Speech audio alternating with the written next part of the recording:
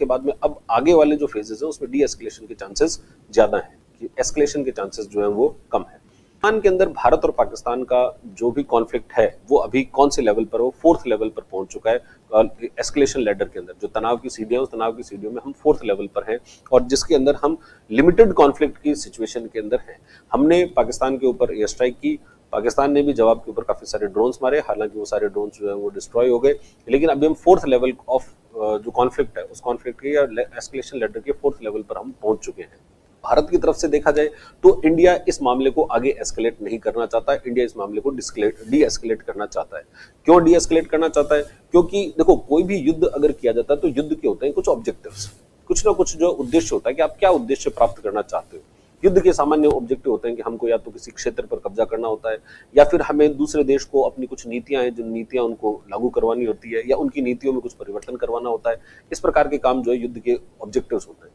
भारत की तरफ से देखा जाए तो हमारा जो मुख्य ऑब्जेक्टिव था वो पहलगाम हमले के का जवाब देना था, और उस जवाब को हमने जो है बेहतर तरीके से उस जवाब को दे दिया। पाकिस्तान के जो भी टेररिस्ट लोकेशंस थे या टेररिस्ट जो हेडक्वार्टर्स थे, उन टेररिस्ट हेडक्वार्टर्स को हमने खत्म किया। 3 आतंकवादी जो संगठन, उन आतंकवादी संगठनों को भारत की तरफ से टारगेट किया गया। दूसरा, भारत ये भी दिखाना चाहता था कि क्या हमारे अंदर ऐसी कैपेबिलिटी है कि हम पाकिस्तान के अंदर जाकर अटैक कर सकते हैं। तो वो भी हमने जो है डिमोन्स्ट्रेट की, वो भी हमने दिखाई कि हम पाकिस्तान के अंदर जाकर भी अटैक कर सकते हैं। फिर हमारे अंदर प्रिसीजन अटैक की क्षमताएं हैं कि हम कोलेटरल डैमेज ना हो, सिविलियंस जो है उनको डैमेज ना हो, और सिर्फ हमारा जो टारगेट हो, हम सिर्फ उस टारगेट को अगर अटैक करना चाहते हैं तो वो भी हम कर सकते हैं। ये भी क्षमताएं हमने जो है पाकिस्तान को दिखाई, ठीक है। और पाकिस्तान को हमने एक सबक सिखाने की कोशिश की, तो ये भी सबक पाकिस्तान सीखा कि नहीं सीखा वो तो एक अलग बात है, लेकिन हमारी तरफ से जो है उनको एक पूरा संदेश चला गया। पाकिस्तान हिला हुआ है इस मामले में अभी तो भारत की तरफ से अगर देखा जाए तो इंडिया के जो भी ऑब्जेक्टिव्स थे, जो भी उद्देश्य थे, वो सारे उद्देश्य जो है इसमें पूरे हो गए। अब उद्देश्य अगर पूरे हो गए हैं तो फिर आगे हम क्या इसके अंदर आगे एस्केलेट करेंगे या नहीं करेंगे, तो मुझे ऐसा लगता है कि अब भारत जो है इसको और एस्केलेट करने के मूड में नहीं होगा। एस्केलेट तभी किया जाएगा जब पाकिस्तान की तरफ से और ज्यादा रेस्पॉन्स हो। अब जैसे पाकिस्तान ने हमारे ऊपर जो है ड्रोन अटैक्स किए और हमने सारे ड्रोन अटैक्स फेल कर दिए, तो पाकिस्तान का अटैक जो है वो अपने ऊपर तो किसी तरीके से लगा नहीं।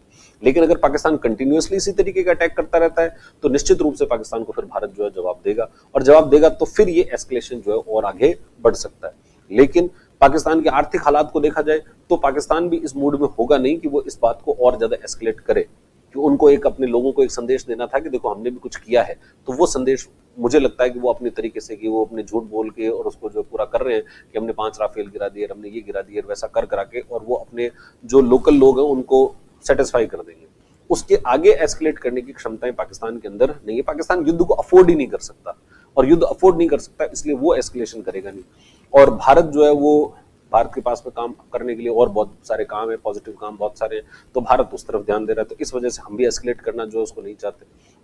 हमारे जो ऑब्जेक्टिव्स थे वो ऑब्जेक्टिव पूरे कर दिए। पाकिस्तान के तरफ से जो है वो भी हो गया और भारत की तरफ से भी अपना काम हो गया। तो उसके बाद में अब आगे वाले जो फेजेस है उसमें डी एस्केलेशन के चांसेस ज्यादा हैं, कि एस्केलेशन के चांसेस जो है वो कम है।